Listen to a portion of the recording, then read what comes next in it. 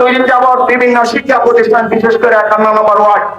বিদায় অনুষ্ঠানে সুন্দরভাবে সুশৃঙ্খলভাবে শিক্ষক এবং ছাত্ররা মিলে করবে। কিন্তু দুঃখের বিষয়, বিশেষ করে দুলাইপাড় হাই স্কুল, আমরা গত 2 দিন যাবৎ দেখলাম যে কিছু সন্ত্রাসীরা সন্ত্রাসী কায়দায় স্কুল দখল করার চেষ্টা করেছে এবং এই স্কুলে সবচাইতে একজন তুষর গত 17 বছর তুষরি করে স্বৈরা শাসকের পা লেপন করে দীর্ঘদিন ধরে চেয়ারে বসেছিল। সে আবার বর্তমান সরকারের পা চুষে আবার মনে হচ্ছে আবার চেয়ার দখল করে রাখার চেষ্টা করেছে।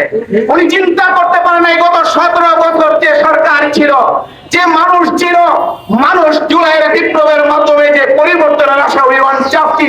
আমরা চাই শিক্ষা প্রতিষ্ঠান ভালো মানুষ দিয়ে গ্রামের সমাজের সবচেয়ে যোগ্যতা সম্পন্ন ন্যায় এবং ইনসাফমূলক যে সকল মানুষ আছে, সত্যপ্রিয় মানুষ আছে, তাদের দিয়ে শিক্ষা প্রতিষ্ঠান পরিচালিত হবে। কোন বাবার দ্বারা পরিচিত হবে